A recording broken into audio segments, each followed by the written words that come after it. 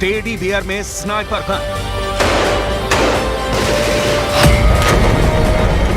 School मस्जिदों में terror network,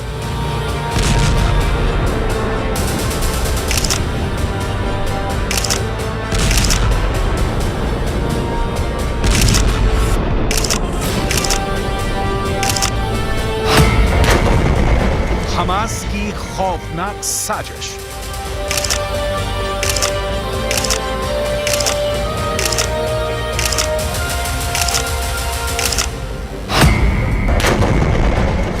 IDF के खिलाफ बड़ा प्लान।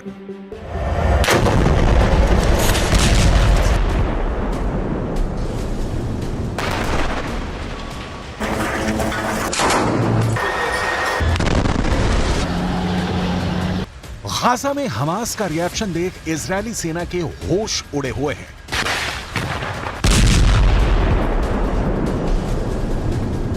इजरायली सेना की बमबारी के बीच हमास ने गाजा में जो व्यू रचना की है, बेंजामिन नेतन्याहू के पास उसका कोई तोड़ नहीं दिख रहा।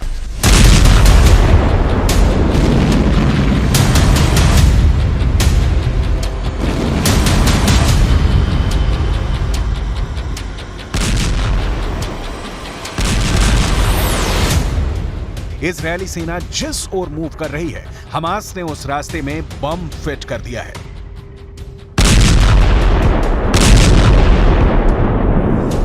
यह सही है कि 19,000 फिलिस्तीनियों की मौत हुई, लेकिन इजरायली सेना की जीरो डेथ वॉर की स्ट्रेटजी के भी परखच्चे उड़ गए हैं।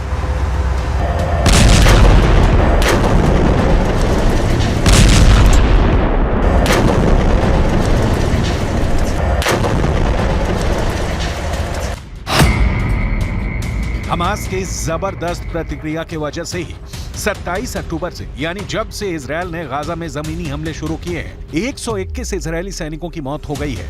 यह आंकड़ा हमास ने नहीं बल्कि इजरायली सेना ने ही जारी किया है।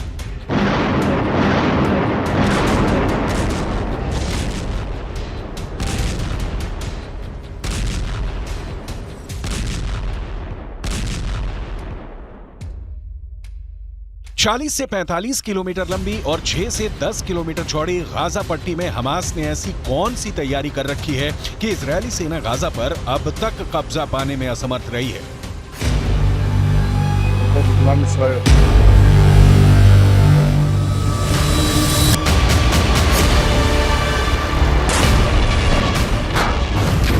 हमास ने ऐसे कौन से हथियार जुटा रखे हैं जिसका जवाब इजरायली सेना के पास नहीं है।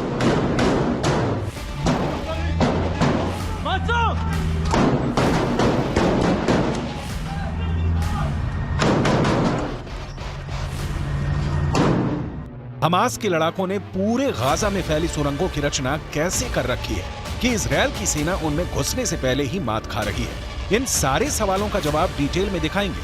अभी हमास ने इजरायली सेना के खिलाफ जो चक्रव्यूह रचा है, उसे देखिए।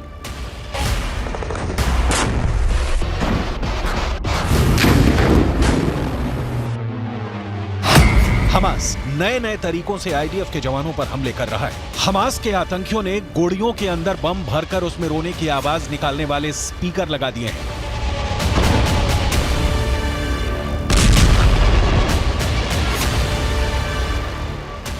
उनकी कोशिश थी कि इजरायली बंदूकों की तलाश कर रहे आईडीएफ के जवान उसे बच्चों के रोने की आवाज समझेंगे।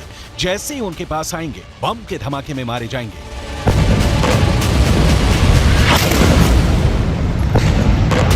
लेकिन हमास डाल डाल खेल रहा है तो इजरायल पात पात। इजरायल इंटेलिजेंस यूनिट ने इस साजिश का पता लगा के अपने जवानों को अलर्ट कर दिया, जिसके बाद डिस्पोजल स्क्वाड ने उन्हें निष्क्रिय कर दिया।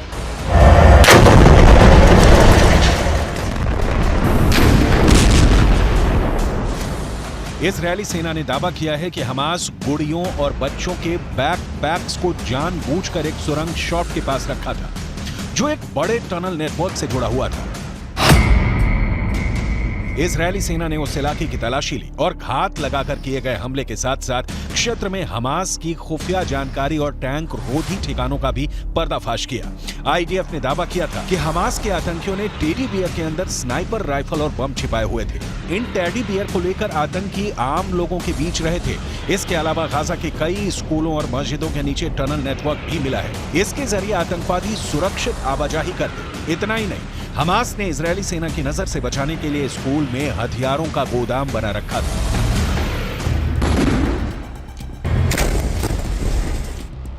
हमास के पास बिना शक इजरायल वाला वेपन पावर नहीं है, लेकिन हमास के पास हथियारों में घरेलू रॉकेट, अपग्रेडेड AK-47 और सोवियत संघ के दौर के मशीन गन के अलावा कई सस्ते, नए और चोरी किए हुए हथियार हैं। कई ऐसे एडवांस्ड हथियार भी मिले हैं जिनकी सप्लाई ईरान ने की, तो कुछ ऐसे हैं जिनका निर्माण उत्तर कोरिया में किया गया।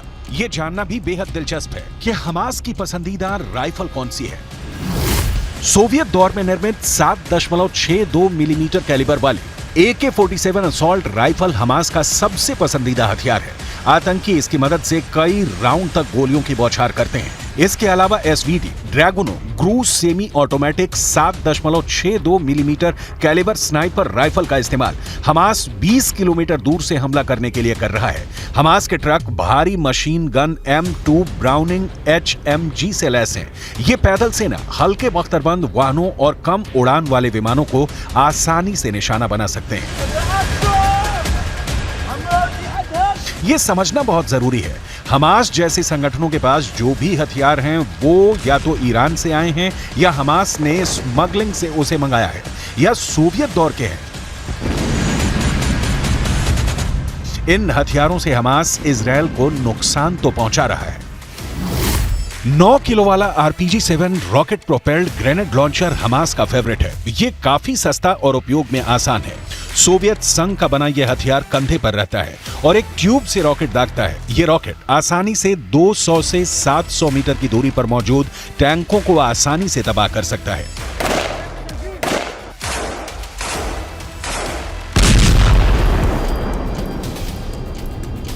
हमास को इजरायली सेना की ताकत का अंदाजा है, इसीलिए हमास ने 2014 से ही इजरायली हमले का प्रतिकार करने की तैयारी शुरू कर दी थी। जिन सुरंगों को नष्ट करने की बात हो रही है या नष्ट की जा रही हैं, ये सुरंगें दुनिया के लिए अजूबा हैं। सोचिए जरा, 40 से 45 किलोमीटर लंबी और 6 से 10 किलोमीटर चौड़ी गाजा पट्टी में जमीन के नीचे हमास ने 500 किलोमीटर लंबी सुरंग खोद रखी है। इन सुरंगों में हमास की जान बसती है। इनके हथियार, इनके लड़ाके, इनके नेता सारे सुरंगों में शरण पाते हैं। जहां तक सुरंगों के सफाई की बात है तो इजरायल ने बहुत सी सुरंगों को मटिया मेट कर दिया है, लेकिन अभी ऐसी कई सुरंगें हैं जहां अब भी इजरायल की सेना नहीं पहुंच पाई है। इन सुरंगों को नष्ट करने के लिए अब इजरायली सेना इनके भीतर समंदर का पानी छोड़ रही है। हमास का बचना मुश्किल नहीं, नामुमकिन है। लंबे वक्त तक हमास के टिके रहने की कोई संभावना नहीं दिख रही है। ईरान, जिससे सबसे ज्यादा हथियार मिलने की हमास को उम्मीद थी, उसने साथ छोड़ दिया है, लिहाजा हमास फंस गया है। बाकी किसी भी अरब देश से उसे कोई मदद नहीं मिल रही, जबकि इजरायल को अमेरिका से सीधे हथियारों की सप्लाई हो रही है। नतीजा जमीन पर दिख रहा है। फज्जा स्मعنا دبة لما سمعنا الدبة طلعنا برا نشوف ايش اللي صار. لقينا دار جيراننا المسلمي انقصفت على الطابق الرابع، وفي طبعا شهداء وفي جرحى وفي واحد شهيد لسه من امبارح لقيت طلوع। इजरायल की ओर से ताबड़तोड़ हवाई हमलों ने गाजा के कई शहरों को खंडहर में तब्दील कर दिया है।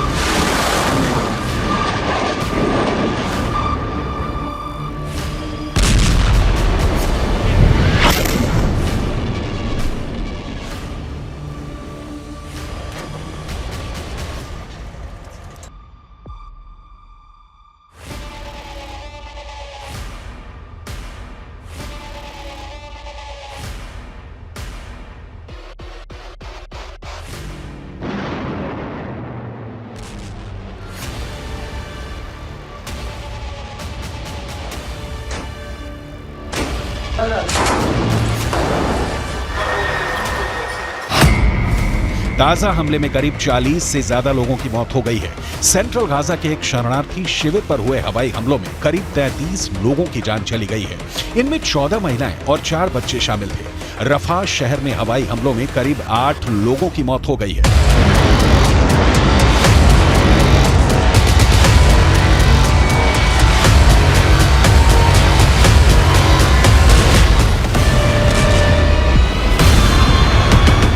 हर बीतते दिन के साथ इजराइल गाजा पर अपना नियंत्रण बना रहा है। खान यूनुस में इस वक्त इजरायली सेना भीषण बमबारी कर रही है। खान यूनुस ने गाजा के कई बड़े शहरों पर इजरायली सेना ने हमले तेज कर दिए हैं। इजरायल के प्रधानमंत्री बेंजामिन नेतन्याहू को बहुत गौर से सुनिए, क्योंकि जिन्हें युद्ध विराम की उम्मीद दिख रही है उन्हें बहुत निराश होना पड़ेगा। बंधकों की मौत की हमास वाली धमकी का इजरायल के प्रधानमंत्री बेंजामिन नेतन्याहू के ऊपर कोई असर नहीं दिख रहा है। אנחנו נשיג את כל יעדינו, חיסול החמאס, שחרור כל חטופינו, והבטחה שעזה לא תהפוך מחדש למוקד טרור, הסתה נגד מדינת ישראל והתקפות נגד מדינת ישראל. אנחנו נמשיך להילחם עד הסוף למען הנופלים ולמען הבטחת חיינו כאן בארץ ישראל. इजरायल फिलिस्तीन की जंग देखते देखते कई पीढ़ियां गुजर गईं, लेकिन 2023 में जिस तरीके से युद्ध छिड़ा है उसने तबाही की नई कहानी लिख दी है।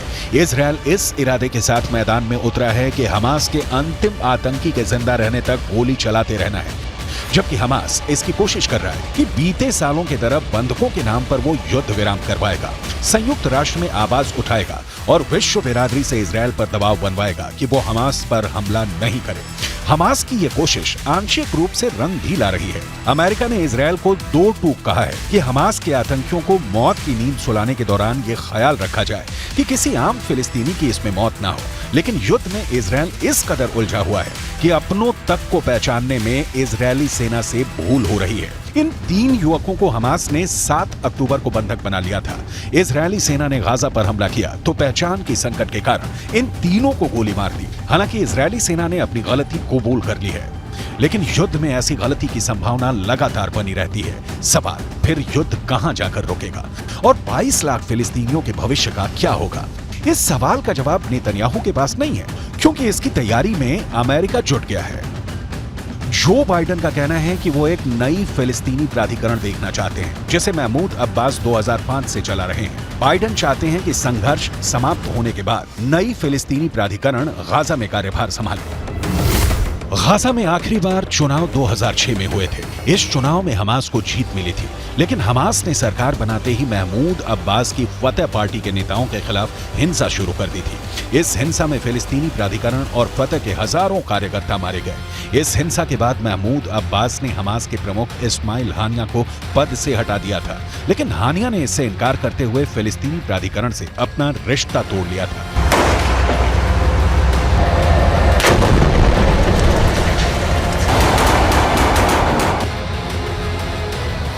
गाजा का क्या होगा ये तभी तय होगा जब युद्ध समाप्त होगा या युद्ध विराम होगा, और ये दोनों सूरतें फिलहाल तो कम से कम नहीं दिख रही हैं। हाँ, एक बात जो अब तक युद्ध के दौरान देखी गई वो ये कि अरब वर्ल्ड का कोई भी देश हो हमास के साथ जमीन पर युद्ध लड़ने के लिए तैयार नहीं है, ना ही खुलकर मदद देने के लिए राजी है।